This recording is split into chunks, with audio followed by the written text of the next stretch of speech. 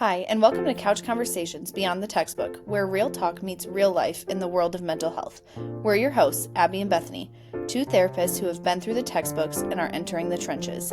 This is a space where we unpack what they didn't teach you in grad school, the messy, the meaningful, and the moments that shape us as professionals and people.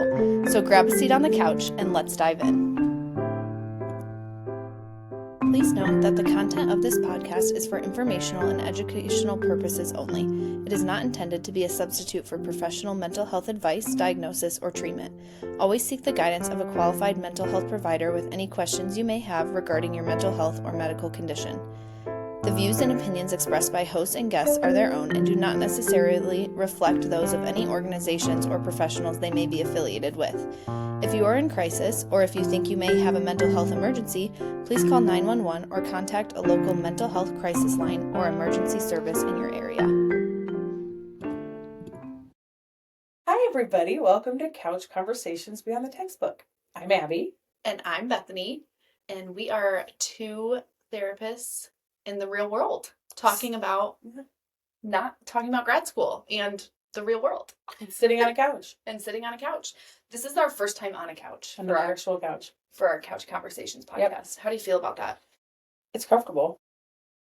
I like it. I like it too. We're nice and cozy. Yeah. I feel like I have to adjust. This is typically where we're in my office today. Yes. If you're watching on YouTube, you can see that. Mm-hmm. If not, now you know. But this is typically where my clients sit, so I feel like... You feel like a client right now? Yeah, I feel like I'm on the other side of it. It would be weird if my client came in and sat in my chair that I usually sit in. I've had that happen. What do you do? I have a couple clients that I sit on the couch. There you go. Because they come in and I say, have a seat wherever you'd like. And there are times they pick my chair. And I'm like, okay. That's usually what I say too. I'll be like, wherever you're comfortable.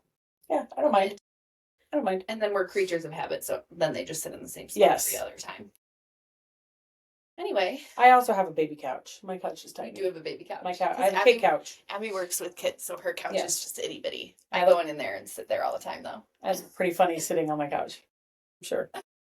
Oh, man. Okay. Tell the people what we're talking about today. I think today we're going to do some myth busting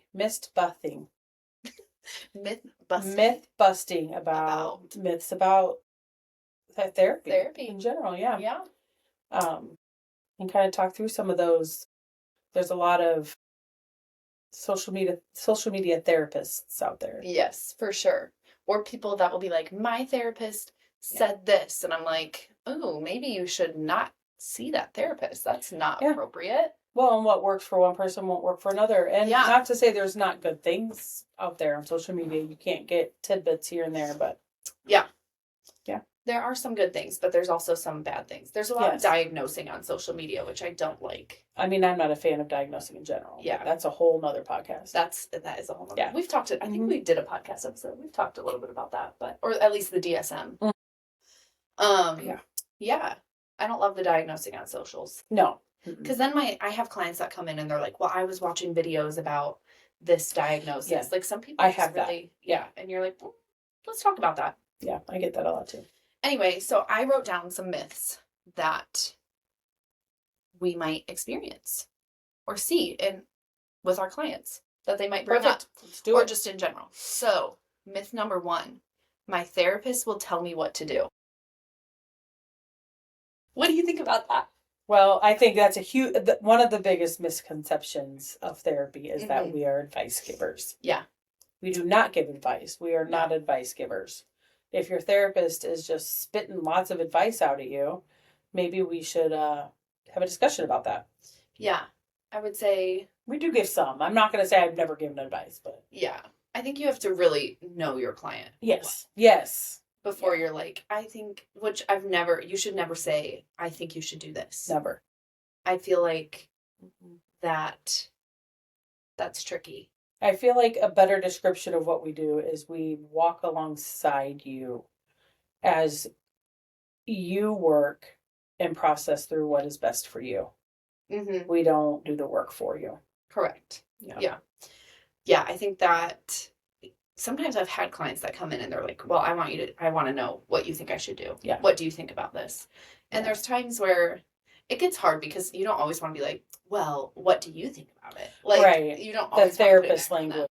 But we don't make decisions for clients or tell them what we think they should do.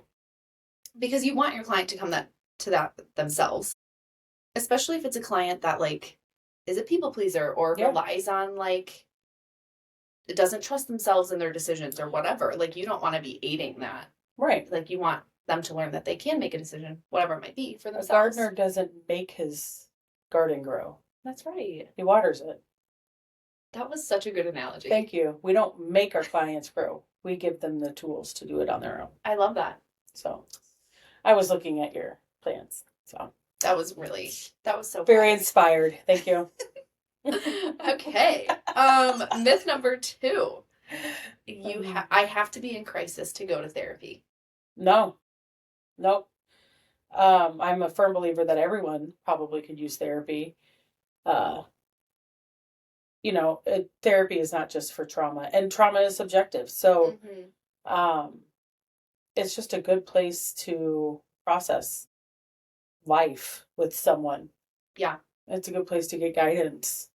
So. Yeah. I think that one example is that I've dealt with, and also you learn in grad school, is like marriage counseling. Most all couples only will sign up for marriage counseling when they're already in crisis, like on the brink of divorce. Yeah. Well, that's like really hard to work with. So if you're starting counseling from a place of crisis because you've put it off, then it's going to start off a lot harder for you than if you do like management, kind of like learning things before everything explodes in your life. Yeah. When you start individual therapy while you're suicidal, it's kind of like digging yourself out of a sand pit. Yeah. It takes a lot more work. If you come because I have clients who have come after being suicidal, they're in a good place and they're wanting to maintain that good place. That is a much more smooth trajectory. Not to say you don't come when you're in crisis, you do.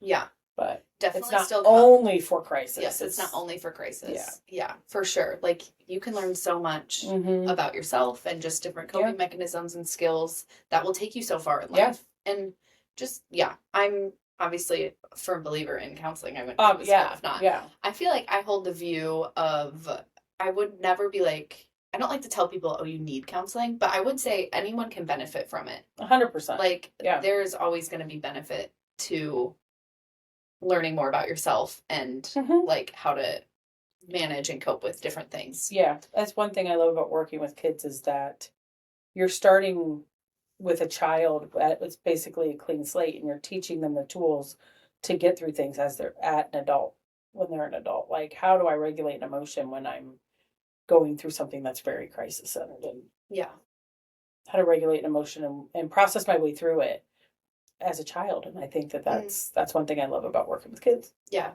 that's cool. Do you have anything else to say about that? No. Okay.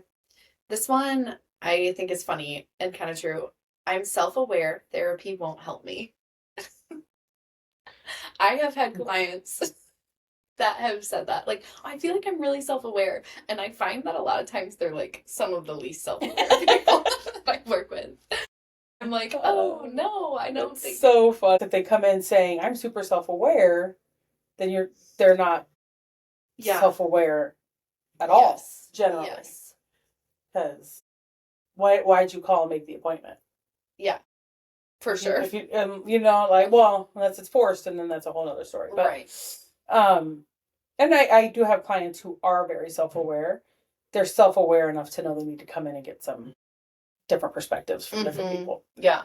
So. Yeah, for sure. And I feel like I said, are you truly ever fully self-aware? Yeah. No.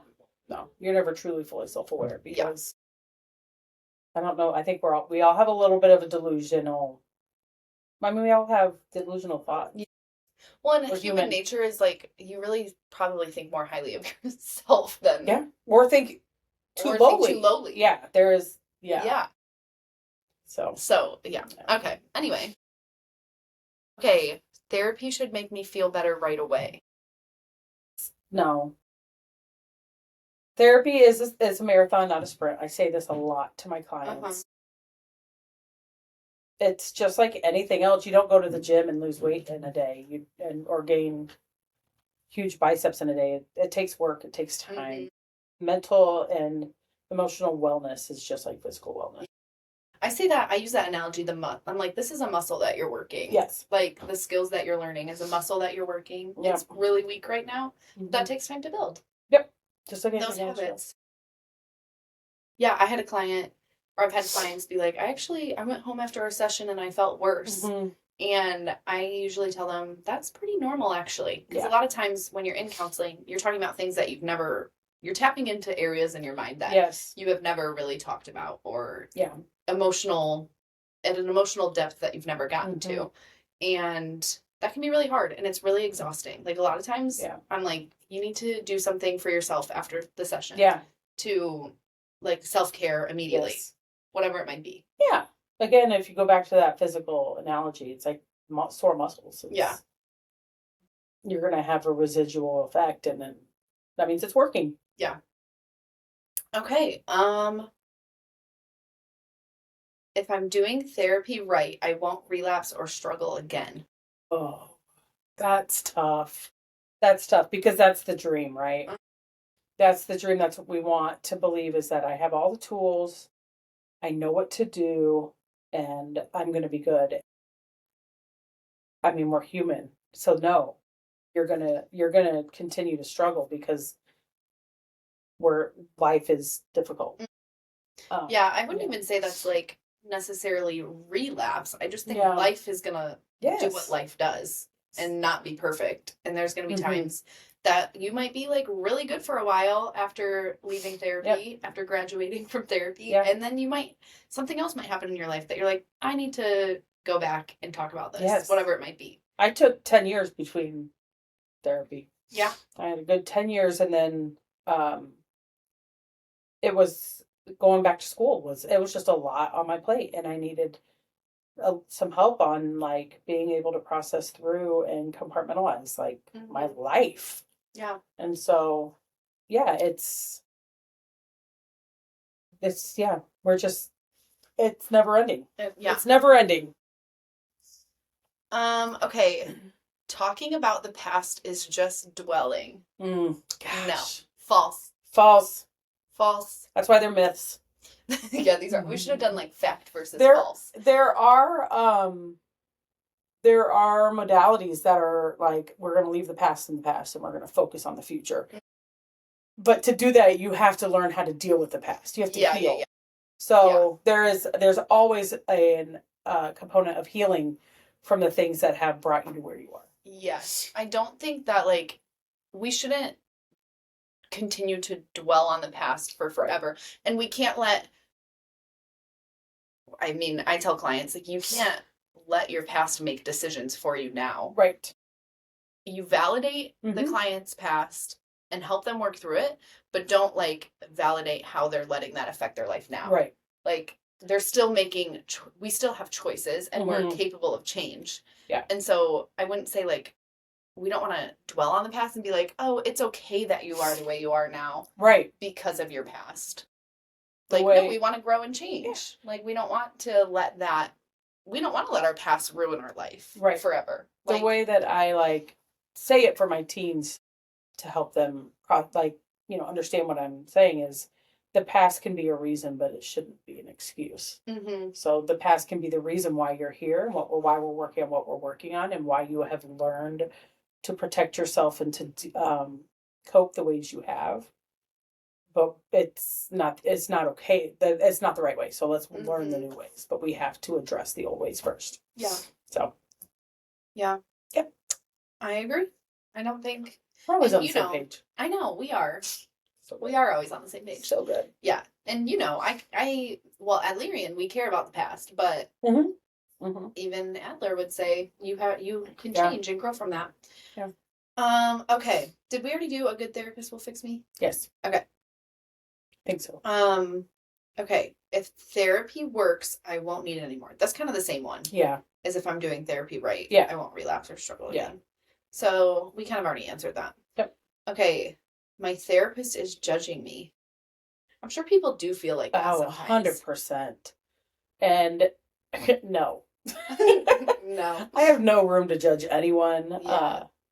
No, I've never met a therapist who was judgmental. I've never. It's the empathy part of the reason we came into what we're doing is generally because we ourselves have been through difficult things. Mm-hmm. And so we just we're empathetic.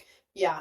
And I think if you've been to multiple sessions with a therapist and you still feel like they're judging me, maybe try to find a different one. Maybe your personalities just don't clash. It's not the right fit. 100%. Or like, what is it? Maybe we need to tap into some self-awareness. Like, what insecurities do you have that make you think they're judging you? Because our job is, we're here to help. We're not non-judgmental. No. Like, that's, like you said, why we went into this field is because we care about people and care about our clients. Yeah. And I have seen a lot of people who have made comments of I feel judged because I don't know anything about my therapist. And, it's the whole self-disclosure thing. Some therapists are comfortable self-disclosing more than others. Yeah. And just because you don't know anything about your therapist does not mean that they're judging you. Or that they're perfect. It's just that they are more private. Yeah. I'm not a super private therapist. Client asks me a question about me. Generally, I will answer it. Yeah. You're more reserved, aren't you? Yeah. I feel like I'm more reserved. It's hard because I feel like in grad school, they teach you so much of like how dangerous self-disclosure is. And I just am more... I should be a little bit more open because I've had clients that are like, well, do you have a family? And like, if they ask me directly, I'll be like, yeah, I have a family, whatever. But I never want to turn it back on me either. Right. I want to use self-disclosure at the correct time. But I do see the value in like knowing a little bit about your therapist. Yeah. Because it can be hard to be like, I'm telling this person the deepest things about me and I know literally nothing about them. Yeah. And it is. And it can seem kind of closed off. So... And I could see why that would feel judgmental. Yeah.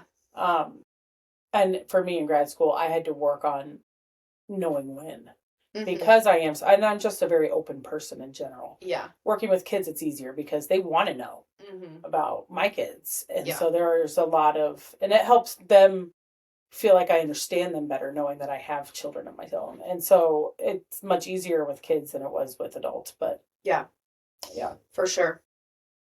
No, we aren't judging you. Nope. We care about you guys. We want you to be... genuinely. Yeah, we want you to grow and change and heal, and that brings us a lot of, like, joy. Yeah. To see that affirmation that we're doing the right thing. Yeah, for sure. Okay, I should know what to talk about every session. Absolutely not. I tell clients, there's going to be sessions that you come in and you have nothing to say, and that's great. That's a great day. And those sessions might look like you just spilling the tea about your life to me. Yep. And us might feel like a gossip session. That's okay. That means that we're going in the right direction. Yep. Yeah, I feel like I've had a lot of clients that don't know what they want to talk about. That's why treatment plans are very helpful. Yes. Because there are times like I am not super rigid with being like, this is what we're talking about today. Right. Because a lot of times clients come in and they're like, I don't want to talk about that today. I want to talk about this, or something just popped up in my life that I need to process through, whatever it might be. And so I'm not super rigid, but it's helpful when a client's like, yeah, I don't know what I want to talk about. And then I'm like, well, here are your treatment goals. Like, let's talk through those and where you think you're at and what we want to work on with your treatment goals. And if you've met this goal, are there any other goals that you think that have come up since then? And yeah, no, for sure. Yeah, so it's nice to be able, as a therapist, to like lean back on that when that's why we have our intake. When there is like a lull in the process. Yeah. And every client's different. Like some clients are not super talkative, take a while to open up, and some are super talkative. And your process with each client is going to look different too. Like some clients are quicker processors than others. You could have a client who they come in and give you their goal and talk it through in 2 sessions that are like, okay. And so that can be tough because as therapists, we're like, okay, well, now what? Yeah. Yeah. And so, but yes, there's there's days that you just come in and you're like, I'm so overwhelmed in life that I don't want to talk about anything. Mm-hmm. Okay. Well, I can work with that too. Yep. Okay. If my therapist challenges me, they don't understand me. This one's so silly to me. It's like, why are you coming? Okay, I really struggled with challenging clients at first. And now I love it. It's my favorite. Yeah. It, like, once you build rapport with a client and you can challenge them, I love it. Because then you see, like, their wheels spinning. And then they're like, oh. That's where the light bulbs come on. Yeah. It's the best. It is the best. We challenge you because that's where we grow. You grow in the challenge. And we hope, at least my goal is to never challenge you beyond what our relationship allows. Yeah. I use a lot of, like, humor in my challenging when I, like, obviously you wait until you have built rapport with a client, but when you have and you know them. I love sarcasm. I do too. Yes. How's that working out for you? And a lot of times clients, like, now when you've built rapport with them, they'll, like, start laughing as they're saying it because they already know that you're going to be like, oh, that's an interesting way to go about it. Sometimes you just have to give them a look like, really? Yeah. Yeah. And they'll be like, I see what you're doing. Yes. Yes. Yeah. That's the best. That's when you have that relationship with the client where you are comfortable challenging them. Yeah. If you feel like your client doesn't understand you because they've challenged you, then that's something, or if you feel like your counselor doesn't understand you, you need to talk to your counselor about that because that means that they are pushing a boundary. My opinion. Yeah, that's a good point. They're pushing one of your boundaries that they didn't realize they've pushed. Yeah, for sure. Yeah, and I don't, like, I do not challenge clients right off the bat. Like, I let my clients process, and then we build rapport, and then you just kind of know. Like, I just have a feeling like, you know what? I feel like I can say this, and it will be received well. And if it's not, a client can tell you, or they should. I would hope. Yeah, we'll be able to tell you. Yeah, we're not an authority figure over you, so you should feel comfortable coming and saying. Yeah. You know, you said something last session that rubbed me the wrong way. Yeah. Yeah. And we want to know that too. Yeah, absolutely. Like, give me the feedback. I don't want to be someone, like, I want to be a safe spot for you. So if you're feeling like, ooh, you said that and I didn't like that, then let's talk about why. Like, what bothered you about that? Absolutely. About that. Yeah. Okay. Therapy is just venting. Can be. Can be. It can be on those days where that's what you're there for. Yeah. Your session is for you. Your session is yours to we will try to take that venting and do something with it to help you process, have a different perspective, grow, look at things from a different angle. But there are definitely times where a client will come in, vent, and be resistant to anything. Yes. So they just want to vent. Yes. I think that this one gets tricky because some clients, they do just want, like, a yes man therapist. And that's really not our job. So a lot of times clients do come in and they do vent. I think you have to know, as the therapist, you know your client. Like, you start to be like, okay, like, it's time to challenge them a little bit, or you know, like, we need to challenge the unhelpful thinking patterns or whatever it might be.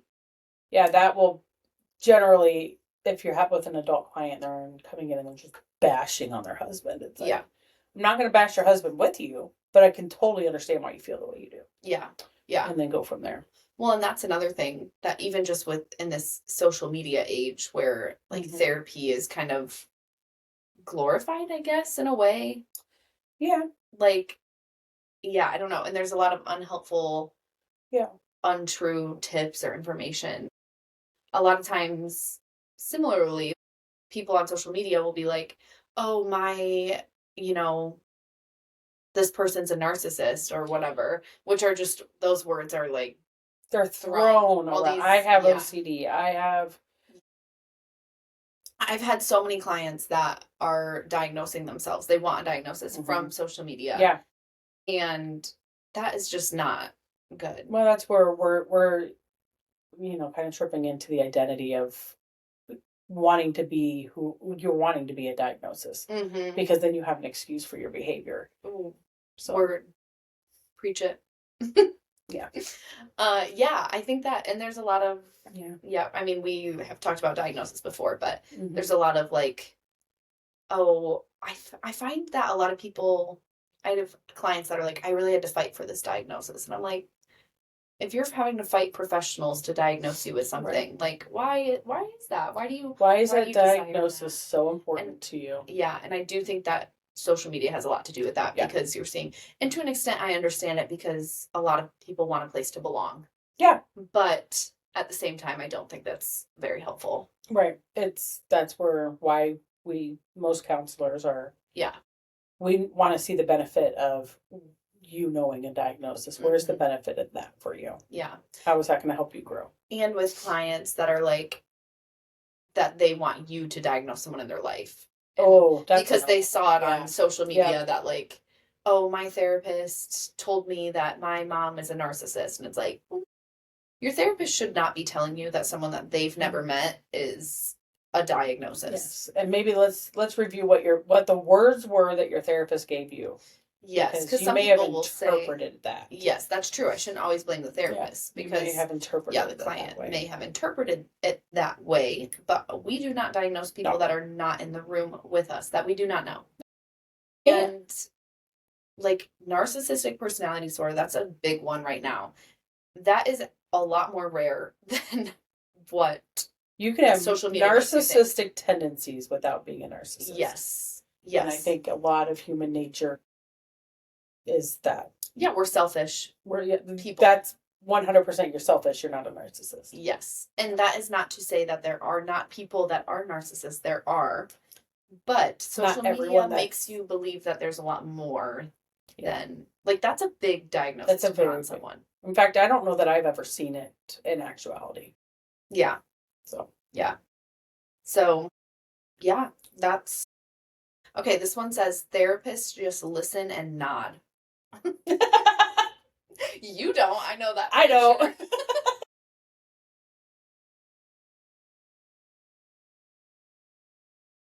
Sure. I'm a yapper. You don't either. No, I don't. We're yappers. No.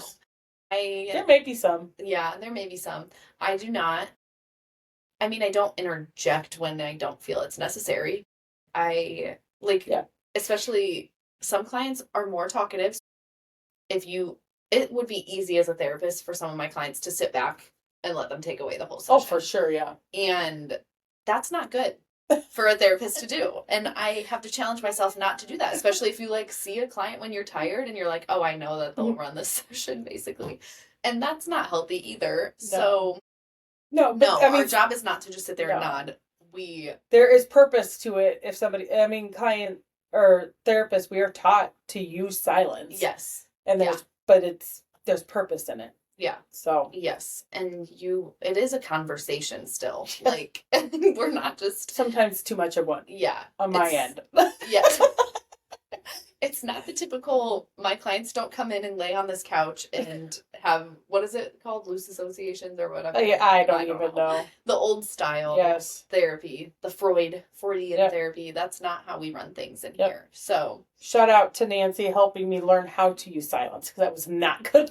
Yeah. I had to learn silence because it was hard for me. Silence made me very uncomfortable. Same. And now I kind of like it. I like watching my clients squirm a little bit in silence. Yeah. So if you are a client who feels like your therapist is using silence too much, there's a reason. Yeah. They're wanting you to go deeper. Yeah. Even with some of my clients, I've noticed that, it's actually so helpful because I'll notice that when I do interject, then, or like say something, it kind of, I don't know, like I've noticed that when I stay silent, they will continue. If it's a more quiet client, if I stay silent, they'll continue to process. Yeah. When if I would have interjected, it would have steered things a different way. Yeah. So you, as a therapist, you learn your clients. And as a client, if your therapist is being silent, and of course there's like caveats to that. It's not, of course, or exceptions to every rule. But. Yeah. Like that's not the end all be all. If they're literally never saying anything and that bothers you, go to a different therapist. Yeah, of course. Yes. And not every therapist is the right fit, which we talked about last week a little bit. So it's okay. That's okay. Your personalities might not be the best together. That's fine. But yeah, do you have any other myths you can think of? I did have one and it's slipped me since. Okay. I'm trying to think if I have any. Yeah. I don't know that I do. Yeah, I can't think of it. I had one, but I can't think of it anymore. Okay. Sorry. Well, maybe next time. This was kind of fun. We'll have to do another one that's similar to this. Yeah, this was fun. I kind of liked that. Hopefully we can get Malia in here next week. Yeah.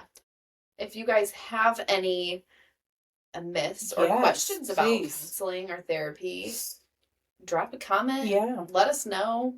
We're glad to talk about it. Absolutely. Obviously, we talk about this stuff all the time. So yeah, and I really want to get alive on the books. So yeah, we will be posting about that. So you guys can come to us and ask us live questions. Yes, and we're gonna start getting guests on here too. Yeah, I'm so excited. All right, y'all. That's all we have for you today. Okay. Have a good day. Thanks for hanging. Thanks for hanging with us. Thanks for hanging out with us on Couch Conversations Beyond the Textbook. If today's episode resonated with you, be sure to subscribe, leave a review, and share it with someone you think can relate. Keep showing up, keep learning, and remember, the best growth doesn't always come from a textbook. See you next time.